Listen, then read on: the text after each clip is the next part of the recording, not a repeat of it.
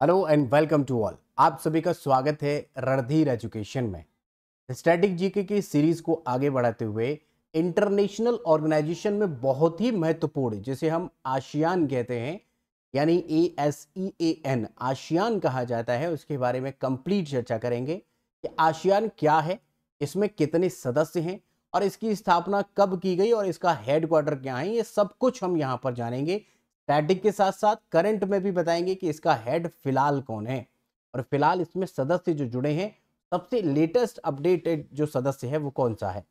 तो सभी चीज़ों को जानने के लिए हमारे साथ बने रहिएगा। बहुत ही कम समय में आपको इसके बारे में कंप्लीट जानकारी मिल जाएगी। सभी कॉम्पिटिटिव एग्जाम में इस तरीके के प्रश्न पूछे जाते हैं, जो कि स्टैटिक जीके का एक पार्ट है। साथ ही साथ करंट अफेयर में भी प्रश्न पूछे जाते हैं। उसी चीज़ को ध्यान में रखकर हमने आपके लिए यहाँ पर एक कंटेंट कंपाइल किया है। एग्जाम की बात करें तो चाहे एसएससी हो, बैंक हो, यूपीपीएससी हो, रेलवे टीचिंग, सभी में यहाँ से प्रश्न बनते हैं। तो चलिए शुरू करते हैं और जानते हैं कि भाई आशियान क्या है। सबसे पहले इसका फुल फॉर्म एग्जाम में बहुत आता है।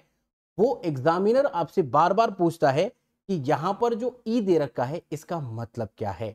मतलब ई का क्या मतलब है, जैसे आशियान, तो ई क्या है, तो यहाँ पर ई का मतलब है ईस्ट से। इस तरीके से आपको ध्यान रखना है। जैसे फुल फॉर्म देखिएगा, association of south east Asian Nations इसका फुल फॉर्म है। अब आपसे कई बार क्या है कि वो पूरा पूछ सकता है और कई बार आपसे किसी एक अल्फाबेट को उठाकर पूछ सकता है। जैसे ए फॉर क्या है तो एशियन है, एन फॉर क्या है तो नेशंस है। इस तरीके से आप ध्यान रखिएगा और इसे दक्षिण पूर्वी एशियाई देशों का संगठन कहा जाता है। तो आसियान का फुल फॉर्म आपको याद हो गया है, association of south east Asian Nations. अगर बात करें कि इसकी स्थापना कब हुई है, तो भाई यहाँ पर तारीख बहुत पूछा जाता है। एग्जामिनर तारीख बहुत पूछता है। तारीख याद रखेंगे, 8 अगस्त 1967, 1967, 8 अगस्त 1967, बैंकॉक यानी थाईलैंड का जो बैंकॉक है, वहां पर इसकी स्थापना की जाती है। बैंकॉक घोषणा के द्वारा इसकी स्थापना की जाती है। कब की जाती है? 1967, 8 अगस्त को, 8 अगस्त को इसकी स्थापना होती है। लेकिन इसका कतई ये मतलब नहीं है कि इसका हेडक्वार्टर भी बैंकॉक में है। हेडक्वार्टर आप ध्यान रखेंगे कि हेडक्वार्टर इसका जकार्ता इंडोनेशिया में है। अब यहाँ पर दो प्रकार के प्रश्न बन सकते हैं। जैसे पहला प्रश्न बन सकता है कि आसियान की स्थापना कहाँ पर की गई, तो ध्यान रखना है बैंकॉक थाईलैंड में की गई। ठीक है। दूसरा प्रश्न बन सकता है कि इसका हेडक्वार्टर कहाँ है, तो हेडक्वार्टर जकार्ता इंडोनेशिया में इसका हेडक्वार्टर है। तो ये चीज भी आप ध्यान रखेंगे। अब आगे देखें तो इसमें टोटल जो सदस्य हैं, फिलहाल आज तक अप टू डेट हम आपको बता रहे हैं, टोटल 11 सदस्य यहां पर हैं। और 11वां जो देश जुड़ा है वो पूर्वी तिमोर, जिसे तिमोर लिस्ट कहा जाता है, वो 11वां कंट्री यहां पर मेंबर बना है। सभी के बारे में जानेंगे कि 11 छोटी सी संख्या है, 11 कौन कौन से देश हैं, तो सबको हम मैप के माध्यम से भी देख लेंगे। फिलहाल जितने फैक्ट्स हमने आपको बताए हैं इन्हें जरूर याद रखना, यहां से एग्जाम बहुत ज्यादा बार प्रश्न पूछ चुका है, तो आप ध्यान रखेंगे इस चीज। अब यहां पर फिलहाल का करंट अफेयर का पॉइंट ये है कि वर्तमान में महासचिव इसके कौन है, तो काओ किम हॉर्न इसके हेड हैं, सेक्रेटरी जनरल हैं, कंबोडिया से बिलोंग करते हैं, जैसा कि आपको इमेज भी दिख रहा है। तो कौन है ये? काओ किम हॉर्न। ठीक है, ये फिलहाल यहां पर एक सेक्रेटरी जनरल है। अब हम आसियान का देखते हैं कि संस्थापक देश कौन कौन से हैं। तो देखिएगा इसके जो मेंबर कंट्री हैं वो केवल 5 थे, जिसमें कि इंडोनेशिया, मलेशिया, थाईलैंड, फिलीपींस और सिंगापुर हैं। ये पांचों कंट्री आप ध्यान रख सकते हैं। एग्जाम में यहां से प्रश्न पूछा जाता है कि यहां पर कौन कौन से सदस्य देश हैं, जो फाउंडिंग मेंबर हैं वो कौन कौन से हैं, तो इंडोनेशिया, मलेशिया, थाईलैंड, फिलीपींस और सिंगापुर। ठीक है भाई, इन्हीं ने पांचों ने मिलकर आसियान की नींव रखी थी। हालांकि अब 5 नहीं, बढ़ चुके हैं, लेकिन 5 मेंबर जरूर याद रखने हैं जो इसके फाउंडिंग मेंबर हैं। अगर आसियान का उद्देश्य की बात करें कि इसके ऑब्जेक्टिव्स क्या क्या हैं, तो क्षेत्रीय शांति, यानी जिस जो क्षेत्र में ये आते हैं, अगर एशिया में देखेंगे तो साउथ ईस्ट का जो एशिया है वहां के ये देश हैं, तो उस क्षेत्र में शांति स्थापित करना, स्टेबिलिटी यानी स्थिरता स्थापित करना और आर्थिक विकास यानी इकोनॉमिक ग्रोथ को बढ़ावा देना इसका मुख्य उद्देश्य है।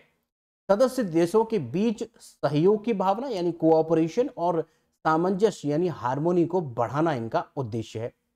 आंतरिक हस्तक्षेप के बिना एक दूसरे के मामलों को सम्मान देना, यहाँ पर इस आसियान मेंबर्स का उद्देश्य रखा गया है। अब इसकी टैगलाइन भी याद रखनी होगी। आसियान की जो टैगलाइन है, जो मोटो है, वो है one vision, one identity, one community. Motto आपसे पूछ सकता है, मोटो सीधा सीधा बता देंगे, one vision, one identity, one community. अब आगे देखें तो महत्वपूर्ण मंच यानी बॉडीज और इवेंट्स क्या क्या हैं। तो आसियान समिट जो है वो हर 2 साल में होता है, पहली बात। दूसरा, यहाँ पर एक संविधान भी बनाया गया, इसका एक चार्टर बनाया गया, इसके नियम कायदा कानून 2007 में बनाए गए, 1967 में स्थापित किया गया है। लेकिन इसके जो चार्टर बना है, इसका जो संविधान बना है, आसियान का संविधान 2007 में बना है। और ये बात आप स्टार लगाकर लिख लीजिएगा, मोस्ट इंपोर्टेंट प्रश्न यहाँ से बन सकता है कि आसियान का संविधान कब बना, तो 2007 में बना। साथ ही साथ कुछ यहाँ पर एक इवेंट भी है जिसे हम यहाँ पर बोलते हैं ASEAN free trade area, AFTA। व्यापार को सरल बनाने के लिए और मुक्त करने की एक पहल है। आपसी देश आपस में जो ट्रेड करते हैं वो ट्रेड फ्री, यानी वहां पर शुल्क नहीं लिया जाता, जिससे कि व्यापार को बढ़ावा मिलता है। तो महत्वपूर्ण जो हमारी बॉडीज हैं और इवेंट्स हैं, ये भी आप ध्यान रखेंगे। अब आसियान के साथ हम देखेंगे कि हमारे भारत का क्या संबंध है, यानी इंडिया और आसियान रिलेशंस कैसे हैं। तो भारत ने इसे 1992 में सेक्टरल पार्टनर के रूप में शुरुआत की थी, पहली बात। लेकिन 2002 में ये फुल डायलॉग पार्टनर बन गया। 2002 में ये फुल डायलॉग पार्टनर बना। 2012 में, यानी 12 साल बाद, इसकी 20वीं वर्षगांठ पर ना, किसकी, आसियान और भारत के संबंधों की 20वीं वर्षगांठ पर इंडिया आसियान समिट आयोजित किया गया। जैसा कि हमने बताया 1992 में इसमें शामिल होता है, तो इसकी 20वीं वर्षगांठ कब होगी, तो ये होगी 2012 में, और यहाँ पर इंडिया आसियान समिट बुलाया गया। भारत की एक्ट ईस्ट पॉलिसी का केंद्र आसियान ही है। हालांकि भारत आसियान का सदस्य देश नहीं है, लेकिन स्ट्रैटेजिक पार्टनर जरूर है। सदस्य देश नहीं है, ये जरूर ध्यान रखेंगे, लेकिन स्ट्रैटेजिक पार्टनर जरूर है। अब बात करते हैं कि वो देश कौन कौन से हैं, उनके बारे में भी देखेंगे। आसियान प्लस 3 क्या है, ये और समझिए।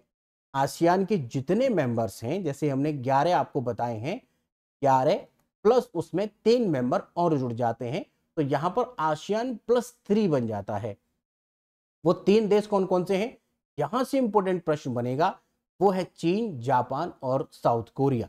तो चीन इसके साथ जुड़ा हुआ है, जापान है और साउथ एशिया है। तो ये पूर्वी एशिया शिखर सम्मेलन जो होता है उसका हिस्सा ये तीनों देश हैं, चाइना, जापान और साउथ कोरिया। नॉर्थ कोरिया नहीं है, साउथ कोरिया बता रहे हैं, साउथ कोरिया।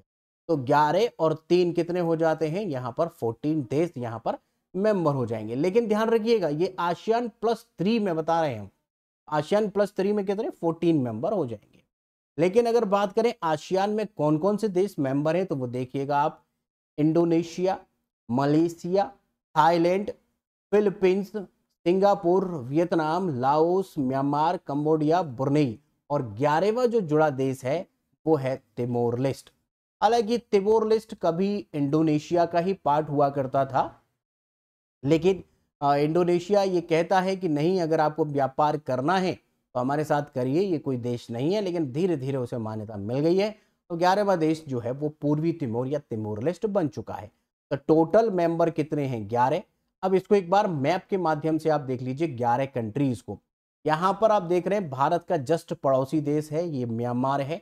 ये आप जो यहाँ पर देख रहे हैं ये थाईलैंड है, ये लाओस है, ये कंबोडिया है, ये वियतनाम है। क्रम से भी आप याद कर सकते हैं मैप के माध्यम से, Myanmar, Thailand, Laos, Cambodia, Vietnam, Malaysia है, सिंगापुर है, और ये जो आप ग्रीन कलर का देख रहे हैं ये पूरा का पूरा इंडोनेशिया है। साथ ही साथ यहाँ पर ऊपर फिलीपींस, ब्रुनेई आप देख रहे हैं, फिलीपींस और ब्रुनेई, साथ ही साथ तिमोर लेस्ट और इसमें जुड़ा है। तो ये कंट्री जो है ये आपको ध्यान रखने हैं, 11 मेंबर यहाँ पर सदस्य हैं, 11वां देश कौन सा है, तिमोर लेस्ट यहाँ पर 11वां देश है। आसियान कंट्री, आसियान के ये मेंबर, उनके ये रिप्रेजेंटेटिव आपको दिखाए जा रहे हैं। अब यहाँ पर जो है एक सवाल आप लोगों के लिए है, हमने आपको जितना बताया उसी से आप आंसर कर पाएंगे कि 2025 में आसियान की अध्यक्षता किस देश के पास है। ऑप्शंस आपके सामने हैं, ये करंट से जुड़ा हुआ है, आप हमें आसानी से इसका आंसर कर पाएंगे। इंडोनेशिया, मलेशिया, थाईलैंड और फिलीपींस। जो भी आपको आंसर लगता है कमेंट करके ज़रूर बताइएगा। इसका आंसर ये है। ठीक है, आसियान के बारे में इतना ही जानने की आवश्यकता है, इससे बाहर जाने की कोई ज़रूरत नहीं है। इतना फैक्ट आप ध्यान रखेंगे, एग्जाम में काम आपका बन जाएगा। प्रश्न, अगर आपका कोई भी प्रश्न है, कोई डाउट है, कोई समस्या है या कोई सुझाव है तो आप हमें कमेंट करिएगा, हम आपके कमेंट का जवाब जरूर देंगे। अगर आप इस चैनल पर पहली बार आए हैं या चैनल को पहले अब सब्सक्राइब नहीं किया है तो सब्सक्राइब कर लो, बेल आइकन को प्रेस कर लो। अगर वीडियो पसंद आया है तो इसे लाइक करके अपने दोस्तों के साथ शेयर कर देना जो किसी भी कॉम्पिटिटिव एग्जाम की तैयारी कर रहे हैं।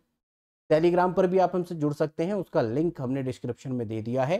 फेसबुक और इंस्टाग्राम पर भी आप हमारे साथ जुड़ सकते हैं। तो आज यहाँ तक बने रहने के लिए आप सभी का बहुत बहुत धन्यवाद। Thank you so much.